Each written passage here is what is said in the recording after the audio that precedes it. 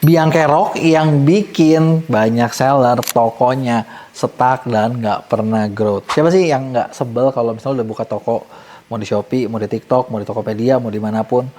Umurnya sih udah bangkotan ya. Umurnya tuh udah bangkotan ya, udah angkatan senior gitu. Kayak lu tuh udah buka toko 5 tahun, 10 tahun, belasan tahun gitu kan. Tapi penjualannya lebih rendah dari anak junior. Ya kan, sebel banget kan kalau kayak gitu, bener nggak? Penjualannya kecil, udah gitu ya nggak laku-laku gitu kan. Orang lain yang seangkatan udah pada jadi kaya, terus lu sendiri nggak kemana-mana. Ya kayak udah sebel banget lah. Kalau pasti gue nggak ngerti kalau yang itu pasti sebel banget. Nah, tapi masalahnya kayak gitu tuh banyak, tau nggak? Dan sebenarnya kalau gue perhatiin ternyata ada satu nih penyebabnya. Gitu kan. Jadi meskipun kalian baru nonton, buat teman-teman baru nonton mungkin kayak, gue mah masih baru bang, jualannya tenang. Bentar guys, ini lu alamin juga. Kalau lu ngikutin kayak yang aliran sesat itu ya, gue bilang ya, ya lu bakal ngelepin kayak mereka tuh, jadi bangkot di online-nya bangkotan tapi omsetnya kagak ada gitu kan, kere mulu. Gitu kan, apa sih yang bikin seperti itu? Gitu kan. Nah, sebelum gue bahas, buat kalian yang baru nonton, jangan lupa buat klik tombol subscribe-nya dan aktifin lonceng notifikasinya ya. Nah, jadi kali ini nih gue mau ngebahas tentang kebiasaan orang Indonesia yang paling banyak bikin apa ya, pengusahanya jatuh atau nggak jatuh sih, kagak naik-naik, kagak naik kelas, segitu-segitu aja, mentok aja. Kan ya fair ngomong, bener nggak sih kayak di kita tuh ya yang bisnis ya susah banget berkembangnya, bener ya. Dan biasanya kita tuh selalu nyalahin sesuatu, pemerintah. Ya, pemerintah yang salah lah, izinnya yang salah lah, dana nggak dicairin lah. Gua nggak pro sama program pemerintah sih, tapi jujur gue suka ngelihat kayak banyak seller lagi bikin konten gara-gara MBG ekonominya jadi rusak gitu kan. Menurut gue sih ya mungkin nggak langsung, nggak tahu ya langsung apa enggak. Maksudnya gue nggak peduli dengan politiknya, tapi maksud gue berasa nggak sih kayak dikit-dikit tuh kita ya nyalahin orang gitu, tau nggak? Yang gue mau bahas itu. Nah, kenapa gue bahas? Karena ternyata kalau diperhatiin gitu ya, ya memang satu hal nih gitu. Hal ini yang bikin kita tuh susah berkembang. Berkembangnya apa? Nih, gue mulai sebutin ya. Gue nggak akan sebutin itu halnya apa. Lo tebak sendiri apa yang gue maksud. Tapi gue bakal sebutin ciri-cirinya. Satu, yang bikin orang Indonesia jarang berkembang itu biasanya terlalu nyaman dengan yang namanya aman-aman aja. Bener nggak sih? Gimana jualan lo? Aman. Gimana omset lo? Aman. Amannya berapa nih bos? 99 plus per hari, apa amannya sehari satu? Ya memang sih, pokoknya lo udah di atas levelnya anak basic gitu kan. Udah pecah telur, tiap hari pecah telur. Tapi kalau cuma satu, ya kapan kayanya gitu, bener nggak? Kecuali kalau lo jual apa? Jual emas, jual apa yang nilainya tinggi ya oke lah, sehari satu, tapi volumenya gede-gede. Kalau kecil-kecil, kan repot, bener nggak? Ya memang sih gue tau manusia tuh senang banget sama yang namanya rasa aman. Tapi kalau misalnya kita terlalu puas dengan yang segitu-segitu aja, ya susah. Gue punya teman di salah satu komunitas yang dia punya tokonya udah lumayan pernah berkembang, tapi udah gitu ya nggak berkembang segitu terus gitu, nggak berkembang gitu, nggak bisa lebih lagi gitu. Jadi kayak katakanlah dia punya omset mungkin sebulan di angka masih puluhan juta, yang menurut gue kalau bisnis dia omsetin di angka puluhan juta itu kecil. Kenapa? Karena lo mau profit berapa, mau margin berapa, itu kecil banget loh angkanya gitu, bener nggak? Tapi ketika gue bilang kayak, lu kagak mau lebih berkembang, udahlah segini juga udah pusing, capek, lo mau gimana lagi sih? Hidup tuh jangan ngoyo-ngoyo banget. Ya bener sih, hidup jangan ngoyo-ngoyo banget, tapi jangan gitu-gitu banget juga gitu kan. Ya ini yang pertama nih, jadi terlalu nyaman dengan aman-aman aja. Yang kedua, banyak juga nih seller yang suka mikirnya kalau scale up itu, kalau dia mau lebih keras, lebih besar, itu artinya kerja lebih keras dan mereka nggak suka. Bener nggak? Aduh, naik omset, capek ya, nanti ngirimnya jadi banyak. Duh, kalau nanti banyak retur gimana? Wah, nanti kalau misalnya kebanyakan, sekarang aja kita udah pusing, harus nambah orang lagi dong. Padahal, ya gue nggak tahu dengan kalian gitu ya. Gue termasuk orang yang suka kalau bisnis gue terus tumbuh. Karena kalau misalnya tumbuh, artinya pasti ibarat gini, orang yang dibutuhin makin banyak nggak? Yes. Pengeluaran makin banyak nggak? Yes. Tapi kan profitnya juga makin banyak. Bener nggak? Ya nggak? Memang kerja keras, tapi emang hidup emang ada yang kagak kerja. Iya kan? Bahkan gini, gue termasuk orang yang berpikirnya, lu gak mau kerja nih, lu mau jadi orang yang rebahan. Rebahan doang tiap hari, capek juga tahu. Bener ya? Rebahan aja capek, jadi kenapa gak mikir aja sekalian gitu kan, bener gak?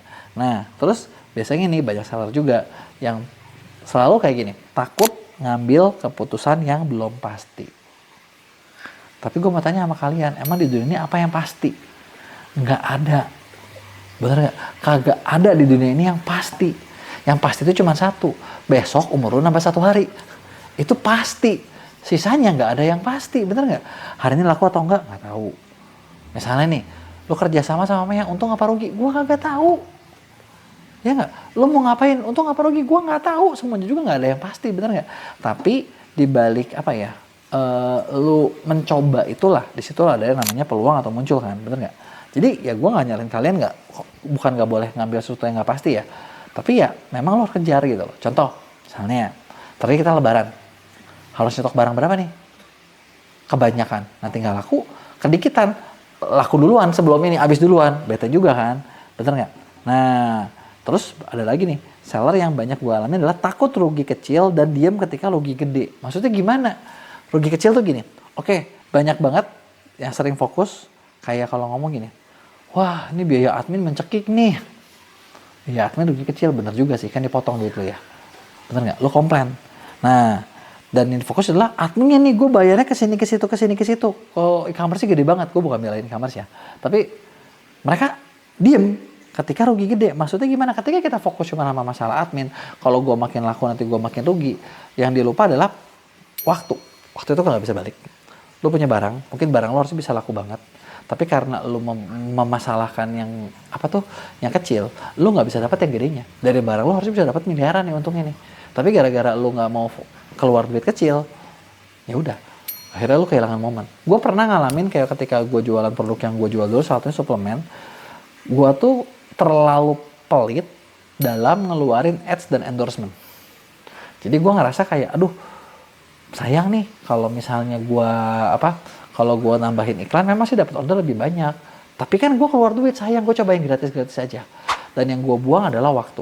Jadi ternyata waktu itu produk yang gue jual itu hype-nya itu bertahan cukup lama, ngomong-ngomong 2 tahun, hype yang benar-benar gue rasain, tapi karena gue kurang berani gitu kan, yang gue dapat cuma segitu. Padahal ketika akhirnya gue mikir, oh ini harusnya masih bisa, gue berani keluar duit, tapi momennya udah nggak seindah yang sebelumnya. Di momen yang sebelumnya itu gue bisa dapetin profit yang lebih besar lagi. Jadi ya itu gue bilang, takut sama rugi kecil, ujung-ujungnya diem ketika lu rugi gede, rugi waktu, dan akhirnya lu nggak bisa untung gitu. Nah itu nih tadi beberapa poin yang gue lihat kenapa sih kayak kok banyak seller di Indonesia tuh susah growth. Coba kalian udah ada yang tahu belum kira-kira apa nih keyword point apa nih yang gue bahas dari semuanya? Nah gue nggak akan jawab, gue pengen tahu nih yang bener, kita bantu bedahin akunnya. Coba lu tulis di komen, gue lagi ngomongin apa sih dari tadi gitu, tentang apa sih gitu. Coba ada nggak nih yang bisa tahu gitu ya dengan poin-poin tadi, karena itu poin-poin yang ngehambat gitu kan. Nah gimana cara solusinya? Salah satu solusinya adalah dengan lu kerja sama bareng sama mentor. Karena kalau lu sendirian susah juga ya kan, udah tahu pola pikir lu ada yang salah, terus nggak ada yang ngingetin, nggak ada yang ngasih tahu, nggak ada yang ngapain, ya udah pasti makin salah, bener nggak? Nah jadi apa solusinya nih? Nah, kita punya program namanya salah satunya konsultan pendampingan ordal. Di sini tim kita bakal bantu ngerisetin, kita bakal bantu ngebedahin, kita bakal bikinin strategi dan ngasih tahu kalian step-step apa aja yang perlu dilakuin. Nah, rata-rata satu proyek itu kurang lebih 3 bulan sampai 6 bulan, dan itu ada target yang mau kita kejar bersama. Lu mau naik berapa persen ya omsetnya? Lu mau jadi berapa nih? Nah, ketika di sini kita bakal bantuin kalian, kita bakal mentoring kalian supaya kalian nyampe target yang udah kita set bersama itu.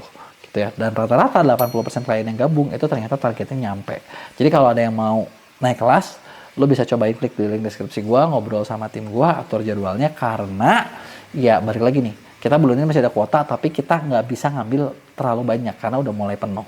Nah kalau ada yang mau tanyain, tulis di komen, jangan lupa buat like dan share. Cara seller gede ngejaga cash flow mereka biar perusahaannya atau bisnisnya tetap sehat dan tetap tumbuh. Lu tau gak sih apa yang bikin seller kecil itu kalah terus? Ya pertama pasti gara-gara kecil sih. Tapi yang kedua sebenarnya bukan cuma gara-gara kecilnya. Biasanya kita tuh suka ngerasa yang kecil tuh, aduh kayaknya gue kalah modal deh. Padahal belum tentu loh modal itu jawabannya. Bener ya? Menurut gue sih belum tentu modal jawabannya. Memang sih kalau lu ngelawan langsung sama yang gede banget ya berat. Tapi, nah yang kita bisa pelajari adalah gimana caranya biar lo kecil, lo tuh bisa ngejaga cash flow lo tetap sehat, dan bisnis lo bisa bertahan. Karena yang namanya jualan, ujungnya pasti cuma satu kok. Ujung-ujungnya duit, bener gak sih? Lu punya duit, lu ada modal, itu bisa jalan. Duitnya habis, modalnya habis, bye-bye. Bener gak? Nah, makanya di sini kita bakal belajar gimana caranya biar cash flow kalian tetap sehat dan bisa terus berkembang. Nah, Tapi sebelum gue mulai, buat kalian yang baru nonton, jangan lupa buat klik tombol subscribe-nya dan aktifin lonceng notifikasinya ya. Yuk kita mulai. Jadi gini, pertama kalau gue perhatiin, hampir semua seller-seller yang gede, gitu ya, yang bisa jadi brand-brand gede, gitu ya. Bedain dulu nih ya, seller yang jadi brand, apa cuman ya grosiran doang gitu kan. Tapi kalau yang brand-brand gede, biasanya mereka tuh punya, apa ya, tanda kutip nih, dana abadi, gitu kan. Yang ibaratnya, barangnya laku nggak laku, ya aman, gitu kan. Dana abadinya gimana? Ya tergantung segede apa brandnya. Brandnya semakin besar, itu biasa dana abadinya makin panjang. Bisa 2 bulan, 3 bulan, 6 bulan, setahun, bahkan ada juga yang sampai bertahun-tahun. Lu ibaratnya gak dapet income nih, bertahun-tahun, no. Perusahaan lu bisa tetap jalan. Gajian tetap aman, semuanya tetap jalan, semuanya aman, damai, sentosa gitu kan. Berasa gak adil banget gak sih? Sama ya seller-seller kecil yang bentar, duit ketahan 2-3 hari aja pusing. Bener ya? Nah, terus apa yang bikin kayak gitu? Nah, yang pertama nih, salah satu kunci pertama adalah buat seperti adalah biasanya secara keuangan yang gede itu udah misahin benar-benar keuangan pribadi sama keuangan perusahaan. Nah, biasanya di seller kecil boro-boro. Bener nggak? Uangnya semua jadi satu. Uang bos, uang toko, uang bisnis, lu namain aja deh. Semua jadi satu. Ketika misalnya tanda kutip nih ya, bosnya lagi ada masalah, duitnya lagi nggak ada, uang toko dia pakai semua. Besoknya begitu masalah bos selesai, tokonya nggak punya duit, nggak bisa jalan, game over. Bener nggak? Nah, padahal harusnya lebih bisa pemisahan ini nih, yang pertama gitu kan. Yang sesimpel apa? Mungkin sesimpel kayak lu bedain rekening gitu kan, atau ya udah mulai bikin entitas, entah itu CV, PT, ya terserah lah gitu kan. Uangnya udah bedain. Ini yang pertama, karena dengan uang itu beda. Contoh, aduh, gue pribadi lagi kere nih sekarang nih, tapi kan toko gue belum tentu kere. Ya artinya toko gue bisa terus jalan, dan toko gue kan nggak support gue nanti ngasih gaji lagi ke gue, jadi bosnya boleh lah hidupnya dari gajian ke gajian, tapi kan tokonya nggak gitu. Nah selanjutnya ya, nah kalau misalnya udah lu pisahin gitu kan, uang itu ketika lu hitungan nih tiap akhir tahun, katakanlah misalnya lu punya untung berapa tahun ini, 100 juta, nah lu putusin 100 juta itu yang mau jadi modalnya berapa, yang mau diambil berapa. Misalnya 100 juta lu jadiin modal 90 juta, lu cuma ambil pribadi 10 juta, bisa tuh. Jadi kan modalnya nambah lagi. Nah ini adalah rahasia pertama yang bikin banyak brand-brand besar, mereka tuh kayak seolah-olah punya duit unlimited. Makanya mereka bisa budgeting di awal. Mereka tuh misalnya udah jelas tahun, oke gue udah punya duit segini, gue budgeting buat tahun depan pengeluaran gue bakal segini. Yang fun fact-nya adalah ternyata duit mereka tahun lalu itu cukup buat kebayaran sampai 1 tahun ke depan. Jadi income mereka sepanjang tahun baru itu adalah buat tahun depannya lagi. Nah itu adalah idealnya seperti itu. Ya, ini yang pertama yang kita bisa lakuin dengan cara yang tadi, ya. Nah, terus gini, yang kedua, nah karena mereka udah bisa ngelakuin itu, gitu ya, budgeting segala macam, jadinya porsi uangnya itu udah kebagi dengan bagus dan disiplin. Nah, ketika porsi uang udah bagus dan disiplin, jadi kayak mereka udah punya duit buat pengeluaran, keluarnya dari sini terus, duit yang udah masuk kumpulnya di sini terus, jadi banknya udah beda tuh. Bener nggak? Banknya udah beda. Nah, pos-posnya gampang dan ini bakal memudahkan buat apa? Buat kontrol dan buat ngeliat ada biaya-biaya kecil apa nggak nih yang nggak efektif, gitu kan. Nah itu biasanya bisa, karena kenapa? Duitnya udah ada duluan. Beda kalau duitnya dikit-dikit minta terus kan repot, bener nggak? Dan waktu kita juga udah nggak sempat, udah harus nyari duit, iya, bagi ngeluarin duit, iya, segala macam, iya, pusing nih, susah di situ kan. Jadinya di situ lo harus lihat nih, jadi kayak biaya-biaya kecil udah bisa gitu kan. Nah ketika kayak gini gitu kan, nah mereka juga bisa nyetok barang based on data. Nah, lo tau gak sih satu lagi nih, rahasia kecil. Nenek gue selalu bilang, uang tuh suka ngumpulnya di orang kaya. Kenapa? Karena gini, sesimpel gini. Lo punya barang lo laku. Ya, kalau yang namanya dagang, lo stok 1 sama 1.000, sama 10.000, sama 100.000, modalnya sama apa beda? Mungkin prosesnya kayak 10.000 atau 100.000 banyak kan. Tapi biasanya kalau lo bisa beli banyak sampai 100.000 atau itu, lo bisa dapat banyak diskon lagi, yang itu tuh harganya lebih murah. Karena kuantitinya bisa main. Nah, kelebihannya besar apa? Karena mereka punya buffer stock, mereka udah punya duitnya lebih aman duluan, disimpan dulu, ya kan? Nah, disitulah mereka bisa dapat semua harga yang lebih bulk. Harga lebih bulk, dealing lebih bagus, lebih murah, yang artinya profitnya kan jualnya sama-sama aja, lebih besar. Ya, itu adalah yang pasti gue rasa, gue nggak perlu ajarin, lu udah pasti tau lah. Oh, kalau udah gede, gue bisa mainnya kayak beginian nih. Udah mengen nyetoknya bisa ngelihat pakai data, Nggak perlu nunggu habis, udah tahu, oh kalau gue order nyampenya 2 bulan, atau gue pesan sekarang sebulan ke depan, sekarang barang gue segini, stok gue kurang lebih buat 2 bulan bertahan, gue stoknya dari sekarang. Nggak perlu nunggu duitnya ada, habis udah punya duitnya, karena selalu punya yang namanya buffer cash. Gitu kan, buffer cash itu bakal ngebantu. Gitu kan. Nah, terakhir apa? Satu lagi. Kalau yang pintar biasanya, kalau sebisa mungkin, kalau nggak bisa perang harga, hindarinlah perang harga. Kenapa? Karena kalau lu perang harga, yang artinya apa?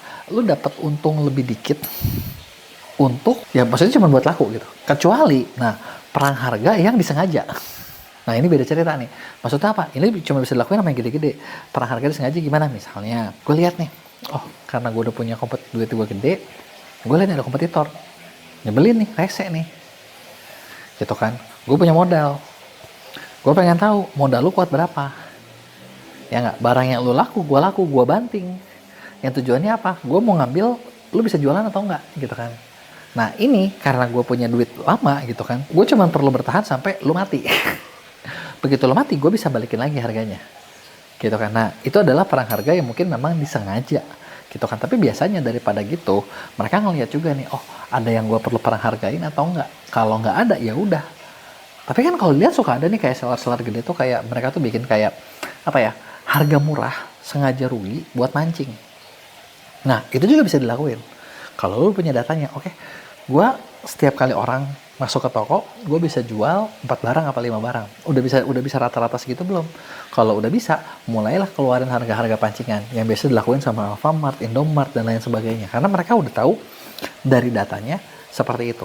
Gitu kan. Nah, tapi rahasianya apa? Rahasianya tadi, atur dulu nih cash flow-nya. Karena gini, lu punya cash flow, lu punya duit, lu mau ngelakuin cara apapun bisa, bener nggak? Tapi harus siap juga nih ketika kita lagi bakar kayak gitu, ngebakarnya berapa lama? Jangan sampai stok cadangan yang harusnya buat lu growth dibakar. Makanya gue bilang sih, kalau gue perhatiin ya, ada yang suka ngelakuin, ada juga yang jarang. Dan kalau bisa, larinya ke yang lain gitu loh. Cara buang duitnya ke yang lain supaya hasilnya lebih maksimal. Nah, tadi itu dia beberapa cara, beberapa strategi supaya cash flow kalian bisa tetap aman. Nah, kalau ada yang lo mau tanyain, coba deh lo tulis di komen, bakal gue jawab di Q&A. Jangan lupa buat like dan share.